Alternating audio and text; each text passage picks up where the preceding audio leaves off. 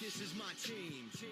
You know what that means. This is for the black and blue, the chance to bring home that ring. But everybody gonna doubt this. So far there ain't been another way around it. We bring heat to the game each week. They just say we ain't got what it takes, we ain't bout it.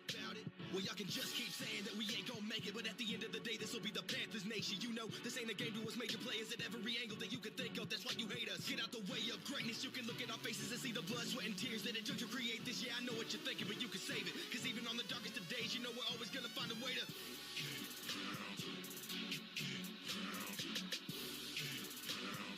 tell them what we gonna do. We gotta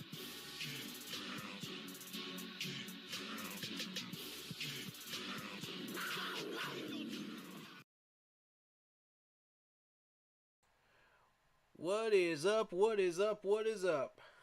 Hey, hey, hey, hey, hey. It's a beautiful day to be a Panthers fan, right? Yo. Week 9 in the NFL. We're here, folks. And we're playing the Bengals this week. Before we get started, hit that like button, hit that sub button, hit that bell, select all, leave a comment down below if you're on YouTube. If you're enjoying the content, if you're enjoying the streams, if you're enjoying everything that we are doing here, please help us reach 500 subs. It would be much, much appreciated. We are very, very proud of the people that we have here, and it's a great community. Please come on in and join. You know, whether you're just a newcomer to football or whether you are a fan of any team in the NFL, come on in. Welcome on in. You know, especially if you're a Panthers fan, we'd love to have you. Help us reach 500. Share the stream, please. Please share the streams. That's the only way we're going to get there because I haven't put out videos this year. And don't forget to check out the Facebook group page. Keep pounding in all caps for in-game posts, polls, opinions, reactions to NFL news, and scheduling for the channel. As far as when the streams are and everything else. Plus the Fantasy Football Yahoo Sports League for the Keep Pounding League. So if you want info on that, that is the place to reach that info. Also, if you want to hit me up on PMs and DMs, they are open for any reason, you know, as far as football related or any issues you guys have. Hit me up, man. I would be happy to talk to y'all, man, when I've got the time. So, that being said, let's get started. The Panthers versus the Bengals, Week 9. And I want to welcome in David Screws. I want to welcome in Dimitrik. How you doing? And anybody else that is watching the stream, welcome on in. All the new followers, all the new subs, welcome on in. Thank you for coming and enjoying our content here. And we hope that we can provide you with the best Panthers content out there that we can give. And our goal here is to help out the franchise and come up with any solutions that may help this franchise in any way. You know, we do give out tough love where it's due, and we give credit where it's due as well. So, this team is our family. We're a family. From top to bottom, from the owner on down to the bottom of that pecking order, man, we're a family. And we take care of each other, so, you know, let's go. You know, we're a crew. We're a crew here. That being said, David Screw says, have no fear. Super Dave is here, and I'm going to keep pounding, baby. That was his YouTube name, folks. Panthers YouTuber for a little bit. He tried to get it off the ground, but stuff came up. So, you know, maybe one day We'll see what we can do to get partnered up with him and do some stuff together. But David's in here every once in a while, and I've been talking to him pretty much almost every day on chat. And, we're good friends now, man. So that's what this is, man. When you're a family and you're a crew, man, it becomes that. Even off the stream, even off camera, man. It's awesome, and I love all of y'all. And honestly, it, there's so many great people in this crew right here, man. And I would sit down and have conversations with all y'all if I had the time, man. It's so much fun doing these streams and talking to y'all and meeting y'all. Man, y'all are just the best, man. Thank you for helping us reach 500 members on Facebook. That happened about 2 weeks ago. 2 weeks ago, I want to say. But, congrats on that, guys. Y'all did this, man. Y'all did this. We just been on here for 3 years, but y'all did this. Y'all made this crew what it is, and I'm so thankful for y'all, man. Shout out to Tyler Hales. There's another content creator right there. I appreciate you, man. On Facebook, I'm gonna check out your stuff every once in a while, man. Just hit me up whenever you're gonna go live, and I'll check it out, bro. When I got time, all right. If not, I'll check out the VODs. And anybody that misses the stream, check it out on VOD.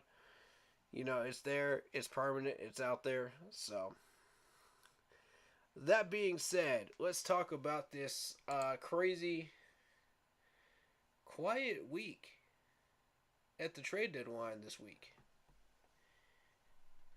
How many people expected that? Show of hands, how many people expected that? I'll raise my hand. I kind of expected it.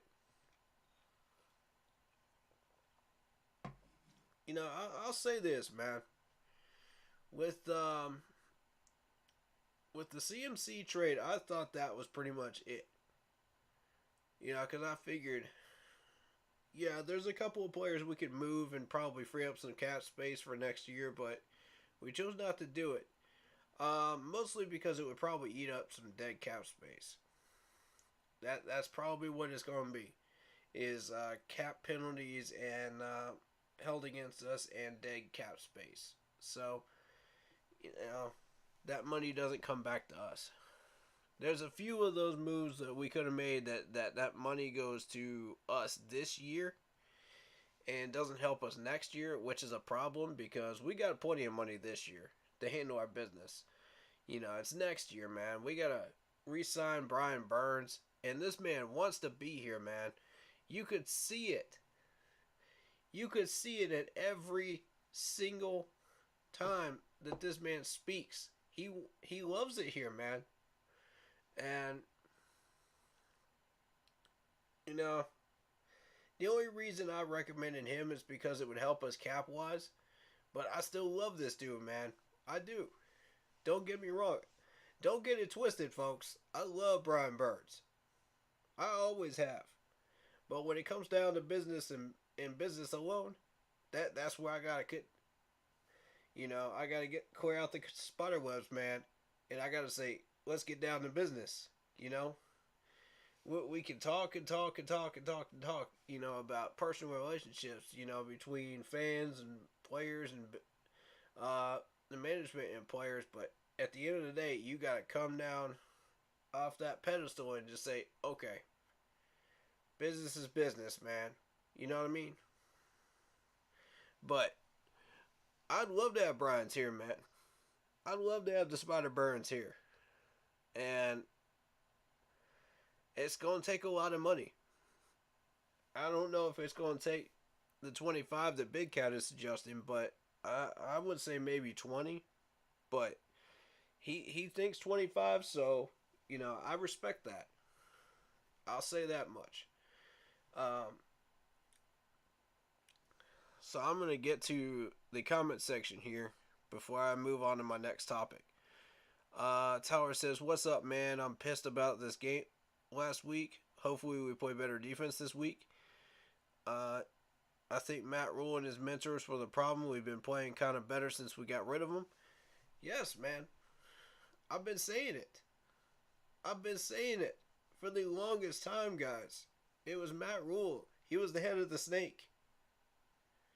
He was the root of the problem. You got all these dead branches, and more branches were getting rotten as you went along. And the source of that problem and that infection was Matt Rule. I told y'all, man.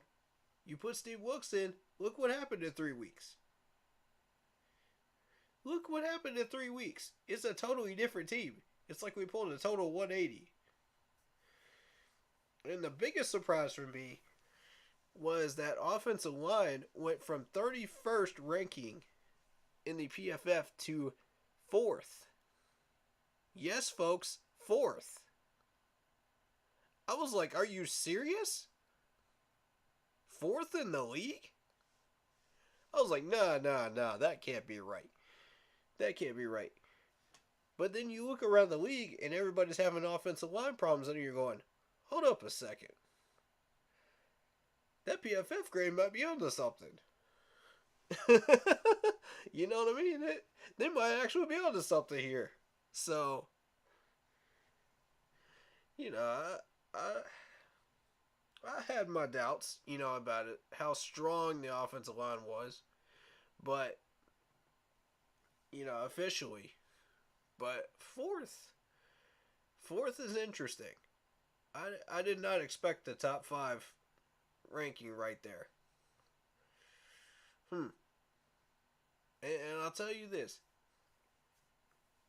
It was coaching. It was coaching. How about that one? We changed out the offensive line coach. We changed out Matt Rule. And look what happened. It's the same guys. We just got Corbett and Bozeman out there now. It's the same guys, folks. Those are the only 2 changes. Besides Cole in the depth chart and getting rid of Deontay Brown. That's it. We ain't changed none at all. And somehow we went from 31st to 4th? What is happening here? It's coaching. Bottom line is coaching. I was like, wow. I didn't know this offensive line could be that good. I didn't know we were that far along with this offensive line. I thought we were at least a year away from building this line, up to even playoff standards. You know what I mean? I thought we needed at least one more year before we could build it to its fullest potential where we need it. And we needed a few pieces, to be honest, in my opinion. But starting with left guard, because I'm still not buying into Michael Jordan. I'm sorry, I'm just not. He's a capable backup, but he's not a starter. In my opinion, that's my take on it. Other people might disagree, but that's my take. And that's why he's playing second string right now. But 31st to 4th, that really hit home with me right there. That was the best news I have heard in a long time, Panthers related. I can't even tell you how long. That made me happy.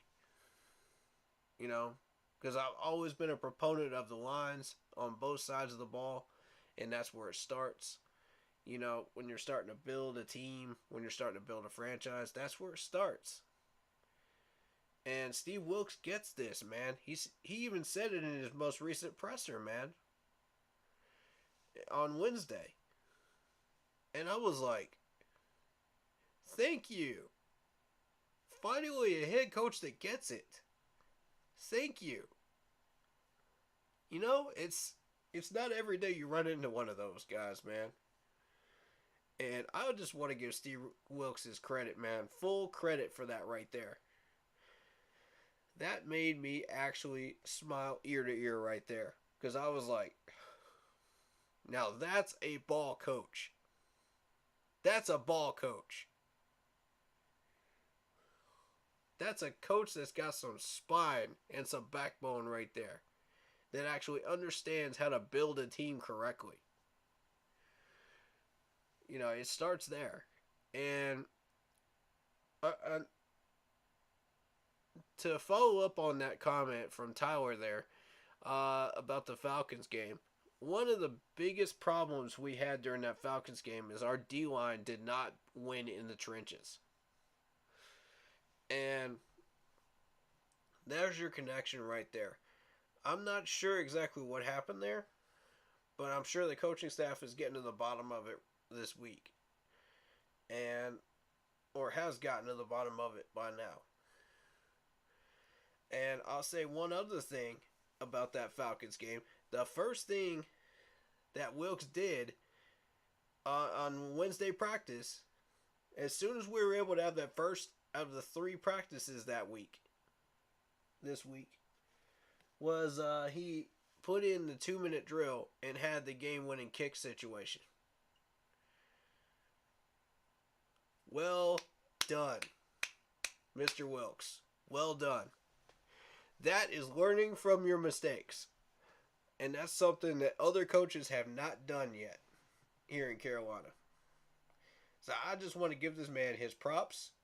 I want to give his man his love right now. Because he's getting to the bottom of these problems here in Carolina, man, I'm telling you. And he's solving them one by one. And it's a beautiful thing. It's an absolutely beautiful thing. So, Panthers making the playoffs. I'm calling it now. This is David Screws. Just when you think we're done, we get hot. I read a crazy stat today, man. Every team that has played us this year has lost the next week. Panthers curse, baby. Wow. Wow. I mean, I don't know about a Panthers curse, but it's been a weird year. There's been a lot of weird stuff going on this year. I mean, it just looking at the AFC playoff picture right now, if that doesn't tell you that this is a really weird year, I don't know what does. You got 3 teams from the AFC North actually in the playoff picture right now. And guess which one isn't there? New England. For anyone that's just coming into the NFL and skipped out for a few years and didn't realize that New England fell off the wagon wheel when Tom left and went to Tampa Bay. News shock. That's a news flash right there. Y'all missed a lot.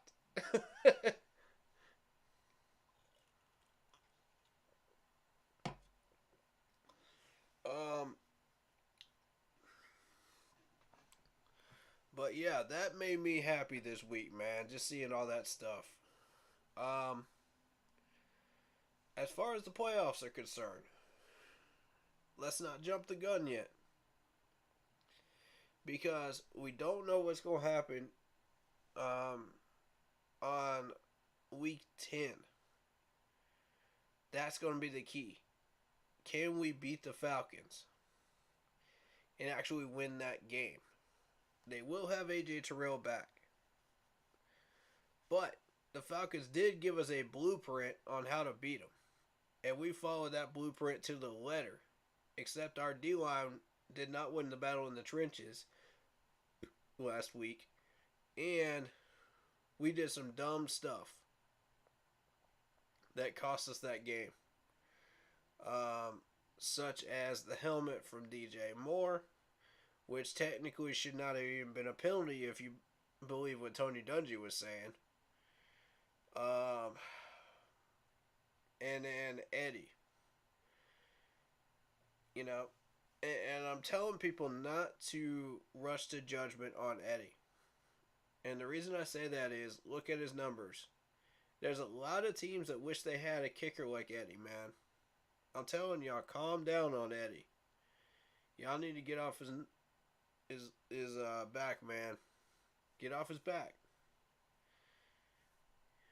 He's a better kicker than people think he is. I don't know why he missed those 2 kicks. There's a greater pressure on kicks 40 plus. You know what I mean? Than there is 30 plus. And that's why I got so frustrated with DJ with the helmet. You know what I mean? Because that cost us that distance and made Eddie have to kick that extra 10 yards, which is not good. You know, there's going to be a lot of people that don't want to hear this, but the fact of the matter is, that cost us, man. We could have had an easy chip shot kick to win that game. Now, if he misses the easy chip shot attempt, that's on Eddie. That's 100,000% on Eddie if he misses it from the 30-point range. The 30-yard range. That is on him, folks. I will 100% say that. I will vouch for y'all on that one if he misses that, alright? Fact of the matter is, that overtime period should have never happened. We should have never ended up in overtime. That extra point should have been kicked, and we should have won. And we should have the division lead right now. And we would be going for a 2-game division lead when we go into that Thursday night game in Week 10. But because DJ decided to take off his helmet and play, and you know, I'm not getting on his butt anymore. I'm just saying this is what happened. What happened happened. And it cost us 10 yards. It is what it is. You know, I'm not going to go there anymore. That's in the past. That's last week. Now, let's focus on the Bengals this week. Now, you look at the Bengals. I'm told that Joe Burrow is playing this week. Now, here's what we're going to be doing. It's going to be... Joe Burrow is a escape artist. Okay? He's going to keep this game going. The play going. After he leaves the pocket. So if you chase him out of the pocket, he's still going to try to extend the play, and he's going to be successful 7 out of 10 times, depending on who's there. Maybe even 8. Because Joe is actually that good. So, what I advise people to do in our secondary is be alert for those short passes when you chase them out of the pocket. Whether it be a tight end, I want one of the linebackers on the tight end. I'd prefer Luvu. Because I know that he has shut down a couple of tight ends this year at least. So I want Luvu out there. You know, depending on which direction you chase him out. You know, typically he's going to get chased out to the left. Alright, so, you know, so I want Luvu over there guarding that tight end, making sure that he can't get that ball. Now the rest of it's going to be wide receivers. You're going to have your one-on-one, the corner versus your number 1 receiver, or your number 2 wide receiver on your number 2 corner matchup. That's what's going to happen over there. That needs to be tight as a drum on short and medium passes. You can't let him claim those. You know, because if he starts claiming them, boom, boom, boom, tempo, tempo, tempo. Before you know it, they're in there. You're guarding in your red zone. You're backed up to your 20. That ain't good, man. So defense, I need y'all to straighten up. I need y'all to win those battles in the trenches because that's important. From here on out, win the battle in the trenches. I'm pushing hard for that right there. Because if you win those battles in the trenches and you push that offensive line, you push that pocket, Burrow's got to move. And he's going to move right into our defensive unit over there on the outside. We have shut down screens. We have shut down counters over there. That's exactly what I want to happen there. And I'm asking y'all, don't take the bait. If you see Joe Burrow move over there, do not take the bait. Do not expect this man to run most of the time. He will not do it. He will try to extend the play before he will try to run. So, look for your wide receivers. Look for your tight ends. If he does run and he picks up like 3 or 4, not a problem. You just come out on the next defensive unit and you win that battle. That's what happens. I don't want to see anybody slacking on that D-line on Sunday if we're going to have any chance against the Bengals. I'm saying it right now, man. Tighten up. That means all of y'all that are in that box on Sunday, tighten up. We got to send a message early in the first quarter. We're not screwing around. This D-line has come to play. They are predators. They are angry, and they are coming out for blood. You know? They're playing for blood, man. That's what I want to see out of this D-line.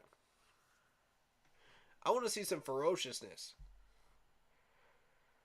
You know?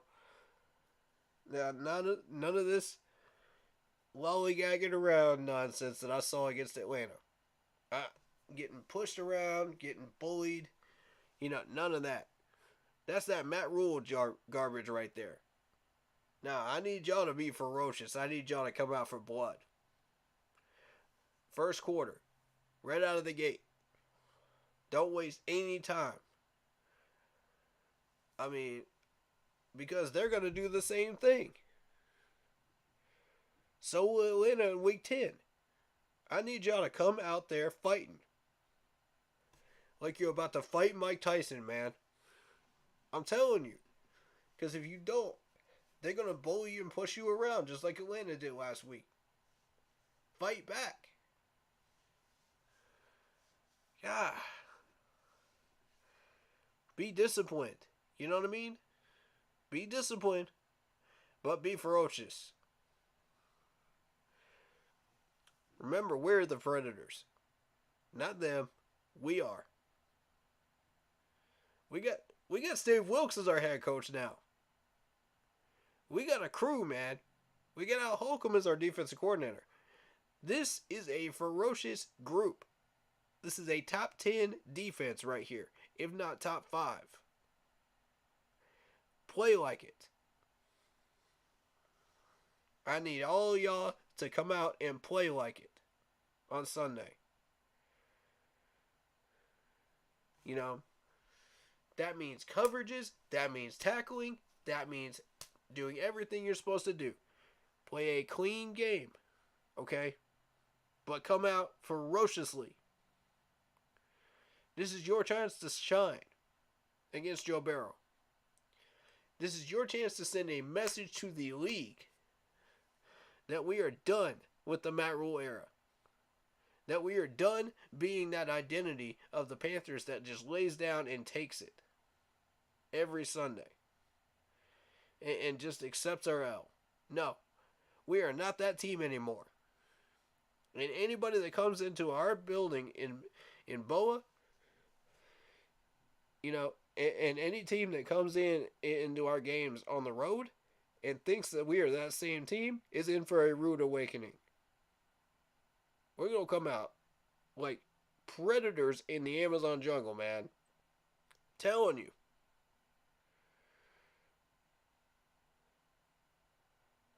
We're called the Panthers for a reason. Play like it. You know?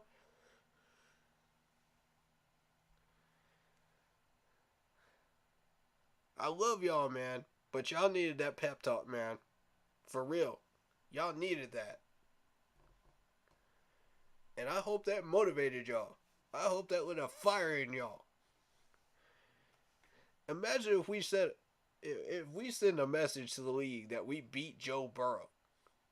Imagine what people are going to start saying about this defense. I'm telling y'all. Imagine if we put Joe Burrow in check and we managed to shut down half of his offense. Imagine what people are going to start saying about us. Regardless of what that offense looks like. Defense, I'm only talking to y'all. Imagine what that people are going to start saying about this defense, man. Y'all just heard what I said about that offensive line. How about the D-line? You're next. Let's show this league what we are capable of. Because if we play like we did against Tampa, and we come out like we own the place, man. You know, we protected our building against Tampa. Imagine if we could do that against Cincinnati, man, on the road. You know, on defense. That's what I'm trying to tell y'all, man. This is your opportunity. Send a message. Show these people you're tired of this garbage, man. Show the media you are tired of the way they are talking about you. Come out there and play. Alright, so offensively, we're playing good. You know, we broke our glass ceiling last week. We put up 34 on the board. I'm very pleased with that. So offense, I'm talking to y'all now. O-line, congratulations on that PFF grade. Congratulations. That's what we're looking for. Surprising what y'all can do with the proper coaching, man. For real. Because I always knew y'all had it in you. That starting five was the same starting five I recommended at the beginning. Number 4 in the NFL.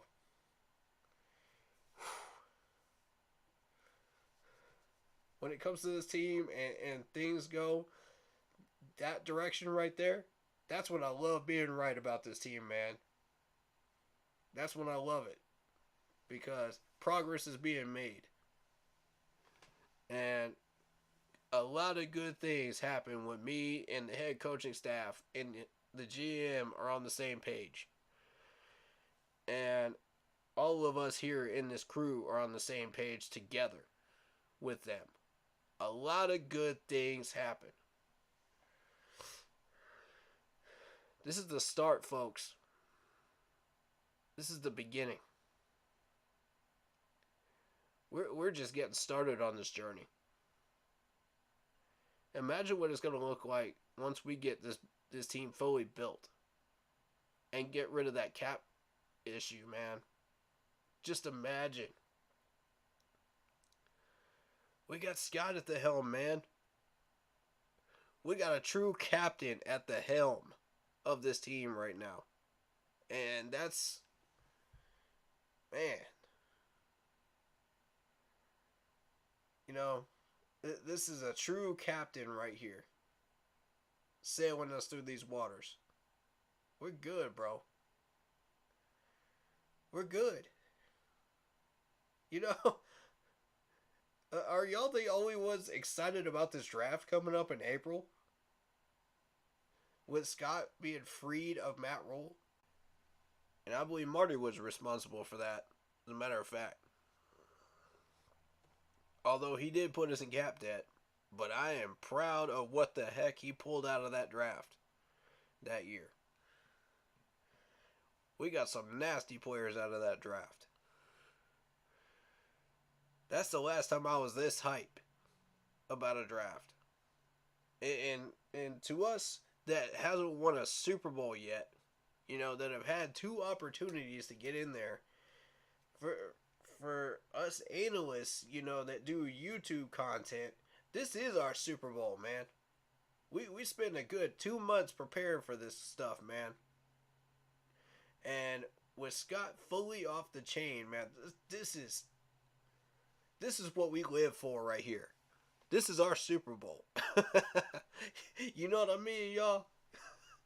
Hey, shout out to Zreal Zero Chill, man. What's good, man? How you doing? But, we're going into this game healthy. We're going into this prepared for the first time. Against a Super Bowl appearance team last year. And how often can we say that in the last 7 to 8 years? Like, when is the last time we were able to say that? We were ready to go and ready to play and take on a Super Bowl appearance team. That's, man, I don't know about y'all, but I'm feeling good. I'm feeling good, y'all. This team's getting me hype. PJ is playing like he's on fire right now. The short and medium passes. PJ is who he is. You know what I'm saying? Like, he is exactly who I pegged him as. And that's a good thing. That's a very, very good thing. I did not expect that deep ball out of him the last 2 weeks. But it's starting to look like the old 2020 PJ Walker again, where he had that deep ball. I don't know where he lost it at. It must have been Matt Rule's crew, because that dude was slinging it back in 2020. He had it. So, when he came out of that XFL and he came into our training camp, I said, this dude's got it. 53. He don't need to be on the practice squad no more. Who would have actually guessed that 2.5 years later, this man would be slinging that ball like he is right now? Who would have guessed that? Not even I expected that deep ball to DJ. That threw me for a loop even. I'm telling you, I could watch that play 100,000 times and still not figure out how the heck he did that. Because that's not who I pegged him as, for the last 3 years. I watched him through training camp. I watched him through preseason. And I was just like, I was stunned, bro.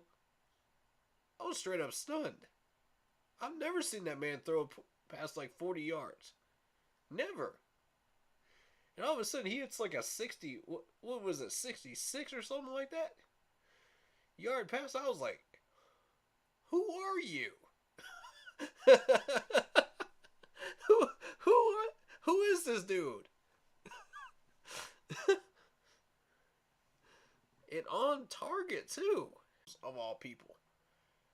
Patrick Mahomes praised this man. The man that throws the sidearm ball. Nobody else could throw a sidearm ball, but this dude threw a sidearm ball. And he made a career out of it. I got to show some love to Patrick Mahomes. I've seen that man make some throws I've never seen anybody else make. I still don't know how the heck he did it. Over the last 3-4 years. Patrick Mahomes is incredible. I mean, that changed the quarterbacking game forever right there. The sidearm pass, nobody can. Who else do you know in the NFL that could do that? The way he does. I got love for Patrick, man. Dude's awesome. And shout out to him if he's watching this, dude. Because, you are one of a kind. as a human being and as a player. Like sometimes some of these throws, I'm like, this dude ain't human. This dude ain't human. And you watch all these teams pass up on this dude in this draft, including us, and we're all just going, "Oh, this is stupid. This is stupid. Don't get Patrick. Don't get Patrick." All of a sudden, this dude starts balling out. We're like, "Who is Patrick?" He comes out there to Kansas City and he starts balling out with this sidearm pass, and everybody's like,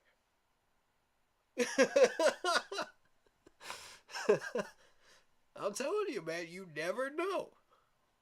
You never know. That's why you got to do the research on these guys. You don't know how that's going to translate to the NFL unless you're in the top 5 or 10, you know? Then you can get a pretty good idea of it. But if it's outside of that range, it's kind of like, okay, well, we'll see. You know, you're kind of taking a risk. And yeah, there's bound to be one bust out of 5. Sometimes 2 busts out of 5 in your top 5. But, yeah, that's with every quarterback class every year. And everybody knows who I'm talking about. Justin Fields. You know. But still, you know, there's one in every draft class, man. You know what I mean? So,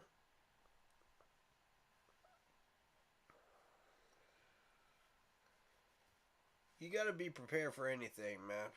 And if you're in the top 5 and you got a shot at a quarterback, 9 times out of 10, you got to take it.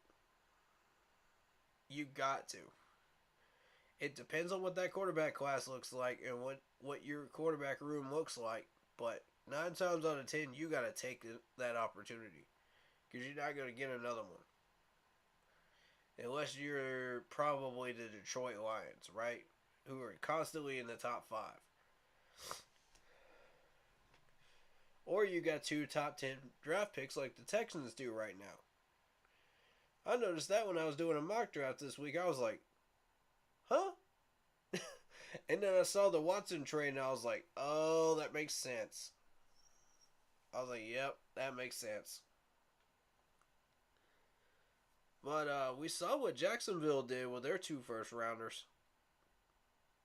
I mean, you never know. Yeah, you know, Travis Etienne's popping off, but you know, Trevor Lawrence is having a rough year because they don't have that offensive line built up down there in Jacksonville. But give him time. Give him some weapons. Give him some blocking. And give him a healthy Travis Etienne. Watch what happens. I'm trying to tell y'all right now. That's going to be one of the fiercest Jacksonville offensive units you will ever see in your life. Be patient, Jacksonville fans. Be patient and build around those 2. And you will not regret it.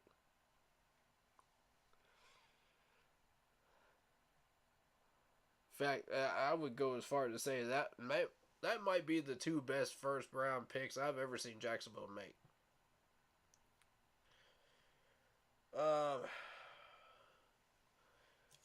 So we go into I know somebody's gonna mention it. The Clemson game tonight, right? Everybody's like, oh, Clemson did this. Let me tell you, let me spend about 2 or 3 minutes